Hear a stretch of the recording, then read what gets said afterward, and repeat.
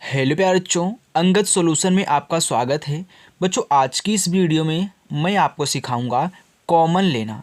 देखो बच्चों, एक कॉमन लेना कक्षा 6 से ही सिखाया जाता है। यदि आप कक्षा 6 में हो, 7 में हो, 8 में हो या फिर किसी भी क्लास में हो, अगर आपको कॉमन लेना नहीं आता है ना, तो इस वीडियो को एक बार देख लेना। अगर ना आए ना, तो इसके बाद कमेंट करके बताना कि सर नहीं आ रहा है। ऐसा हो ही नहीं सकता है बच्चों कि मैं बताऊं अगर आपको आए ना।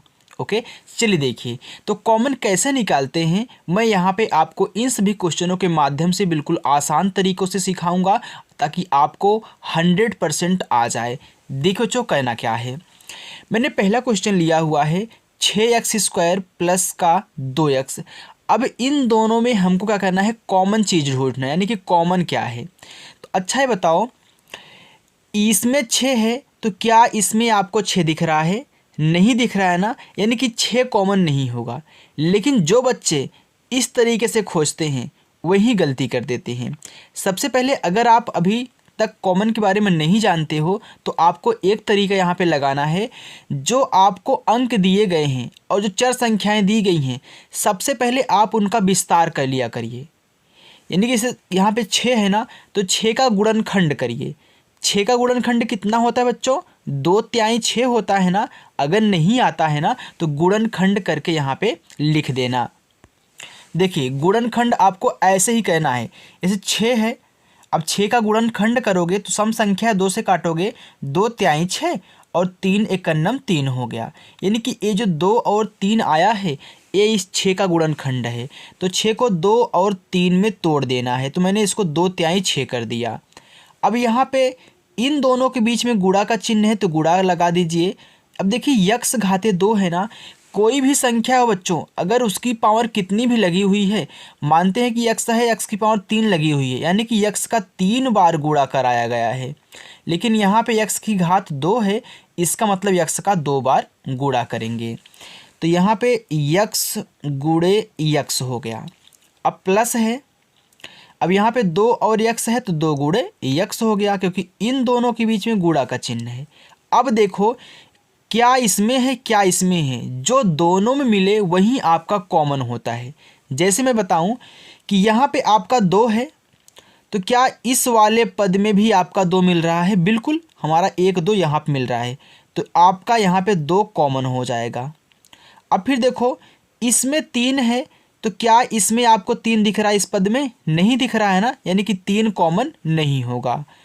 इसमें यक्स है, क्या इस वाले पद में भी यक्स है? हाँ बिल्कुल, यहाँ पे एक यक्स है, यानी कि ए वाला यक्स इस वाले यक्स से मिल जाएगा, यानी कि एक तो हमारा यक्स कॉमन हो गया। अब देखिए यहाँ यक्स है, इसमें और कोई यक्स नहीं है, तो यक्स कॉमन अब नहीं होगा। ध्यान देना, जो दोनों में मिले वही कॉमन होता है, और जो एक बार मिल जाएगा वो दोबारा नहीं मिलेगा। जैसे कि यहाँ पे यक्स था, यहाँ भी यक्स था, तो ये दोनों मिल गए, तो अब दोबारा खोजोगे तो इसको नहीं लेना है और यक्स को ढूंढना है, तो और यक्स नहीं था, इसलिए मैं यहाँ पे इसको कॉमन नहीं लूँगा। अब देखिए बचा कितना, तो कोष्टक लगाइए। यहाँ से आपने 2 निकाल लिया, यहाँ से आपने यक्स निकाल लिया, तो आपका यहाँ पे 3 बच गया और एक ठू यक्स बच गया। तो यहाँ पे 3 और यक्स ऐसे लिख दो। यहाँ पे 3 गुणे यक्स था ना, तो 3 गुणे यक्स क्या होता है? 3 यक्स ही होता है। फिर प्लस 2, यहाँ से 2 निकल गया, यहाँ से यक्स निकल गया, यहाँ तो कुछ नहीं बचा। तो जहाँ कुछ नहीं बचता वहाँ पे बच्चों 1 होता है, तो यहाँ पे आपको 1 लिख देना है। इसके बाद कोष्टक बंद कर दो, ये आपका आंसर हो गया। तो कॉमन लेना जान गए ना कैसे लेना है। अगर इसमें कुछ भी आपको दिक्कत आ रही है तो आगे वाले में देख लीजिए। यहाँ पे देखिए पहला अंक 5 है, मैं 5 का गुणनखंड करूँगा तो 5 का गुणनखंड 5 गुणे 1 होता है, तो 1 से हमको नहीं मतलब है, क्योंकि 1 से गुणा करने पे कोई प्रभाव नहीं होता है। तो 5 का सिर्फ 5 हो जाएगा, तो यहाँ पे 5 लिखो, फिर x² और 5 के बीच में गुणा का चिन्ह है तो गुणा लगा दो। अब देखिए यक्स घाते 2 है, जैसे यहाँ पे x घाते 2 था बच्चों, मैंने x गुणे x किया था, वैसे यहाँ भी x घाते तो 2 है, तो मैं यहाँ पे x गुणे x ऐसे कर दूंगा। अब फिर y है तो गुणे y कर दो, फिर प्लस, अब यहाँ पे 3y है तो इन दोनों के बीच में गुणा है तो 3 गुणे y कर दो। अब देखिए दोनों पद में क्या क्या मिल रहा है। इसमें 5 है, क्या इस वाले पद में भी 5 है? नहीं है ना, तो कॉमन नहीं होगा 5। अब फिर देखिए इसमें x है, तो क्या इसमें आपको x दिख रहा है? नहीं है x, तो x भी कॉमन नहीं होगा। अब देखिए जब a वाला नहीं हुआ तो a वाला भी नहीं होगा, क्योंकि x तो है ही नहीं। अब इसमें y है और इसमें भी आपको y दिख रहा है, तो आपका y सिर्फ कॉमन होगा और कुछ भी कॉमन नहीं होगा। इसमें 3 था, इसमें 3 नहीं था, तो ये कॉमन नहीं होगा। अब बचा क्या क्या, उसको एक कोष्टक में लिख लिया करिए। यहाँ से देखिए ये दोनों y निकल चुके हैं, तो यहाँ पे आपको 5 x गुणे x बचा है, तो 5 लिखो। और x गुणे x क्या होता है? x स्क्वायर ही होता है ना, तो यहाँ पे x स्क्वायर ऐसे कर दो। अब देखो प्लस, यहाँ पे क्या बचा? यहाँ पे देखिए y निकल गया, सिर्फ आपका 3 बचा और यही आपका बच्चों आंसर हो गया। चलिए आगे देखिए तीसरा सवाल। ये 7 है, तो 7 का गुणनखंड क्या होता है? 7 गुणे 1 ही होता है, तो आपको सिर्फ 7 लिखना है, तो मैंने 7 लिख दिया।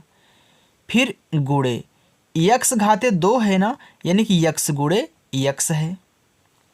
फिर देखिए y और z है, अकेले अकेले हैं, एक एक ही बार हैं, तो आपको गुणे y कर देना है, गुणे z कर देना है। अब फिर प्लस लगा दो a वाला। अब देखिए 14 है, तो 14 का गुणनखंड क्या होता है? तो अगर आपको नहीं पता है ना, तो आप ऐसे गुणनखंड कर लिया करिए। अब 14 सम संख्या है, तो 2 से काटेंगे, तो 2 सते 14, तो 7 तो हमेशा 7 से ही कटता है, 7 एक के 7 हो गया, यानी कि 14 का गुणनखंड आया बच्चों 2 और 7। तो यहाँ पे 14 के स्थान पे 2 गुणे 7 लिख दो, और यहाँ पे एक्स वाई अकेले अकेले हैं, तो गुणे x कर दो, गुणे y कर दो।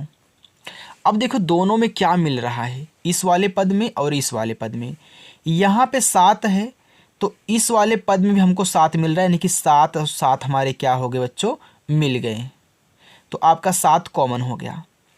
अब यहाँ भी x है और इस वाले पद में भी हमको x दिख रहा है, तो एक तो हमारा x और x मिल गया, और इसको मिला देते हैं, यहाँ पे x भी कॉमन हो गया। जो दोनों में मिले वही कॉमन होता है, अगर नहीं मिलेगा तो नहीं कॉमन होगा।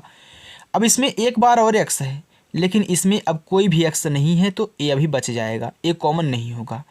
इसमें y है, इसमें भी y है, तो y के साथ में मिल गया, तो y भी कॉमन हो गया।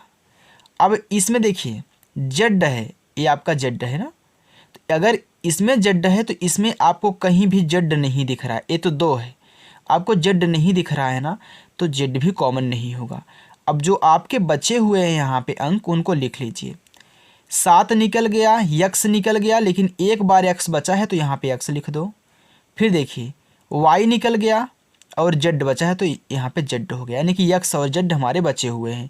अब एक गुणा के रूप में थे, तो मैंने यहाँ पे गुणा करा के लिख दिया डायरेक्ट। फिर प्लस 2, यहाँ देखिए इसमें 2 था, इसमें 2 नहीं था, तो कॉमन नहीं हुआ, तो 2 भी बच गया।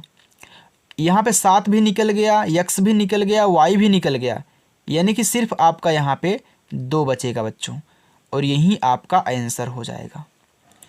मैं आशा करता हूँ बच्चों शायद आपको अब अच्छे तरीके से कॉमन लेना आ चुका होगा। अब चलिए देखिए एक बड़ा वाला क्वेश्चन, और ये वाला आपका होमवर्क रहेगा, इसका आंसर आप मैं खुद कमेंट बॉक्स में बताओगे इस तरीके से लगा करके। आगे देखो 8x घाते 3y plus 2x y घाते 2 plus 12x है। अब क्या करोगे, 8 का यहाँ पे आपको गुणनखंड कहना है, तो 8 का गुणनखंड क्या होता है? सम संख्या है, 2 से काटोगे, 2 चौका 8, फिर सम संख्या, फिर 2 से, 2 दूनी 4, तो अब की बार 2 से 2 कट ही जाएगा, यानी कि 2 2 2 3 बार आया, तो 2 गुणे 2, और यहाँ पे x घाते 3 है, तो x गुणे x 3 बार कर दो, क्योंकि 3 घात था। फिर गुणे कितना y कर दो, 1 बार था। फिर प्लस, अब यहाँ पे 2 है, तो 2 का गुणनखंड 2 ही होगा। फिर गुणे x, फिर गुणे y घाते 2 है, तो यानी कि y का 2 बार गुणा होगा। फिर प्लस, अब देखिए 12 है, तो 12 का गुणनखंड क्या होता है, मैं यहाँ पे आपको करा के दिखा देता हूँ। 12 का गुणनखंड, सम संख्या 2 से काटो, 2 छंगे 12, फिर सम संख्या 2 से काटो, 2 त्याई 6, अब 3 है तो 3 3 से ही कटेगा, यानी कि 2 2 3 आया 12 का गुणनखंड। तो 2 2 3 गुणे और यहाँ पे एक यक्स है तो यक्स लिख दो ऐसे।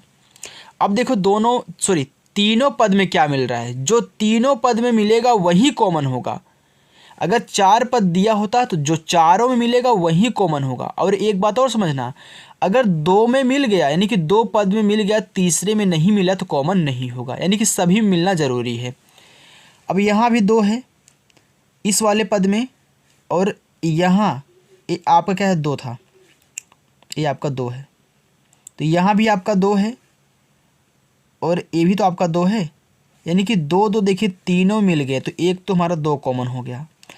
अब देखिए यहाँ एक और 2 है लेकिन इसमें 2 नहीं है, तो एक में अगर नहीं मिला तो कॉमन होगा ही नहीं, उसको छोड़ दो।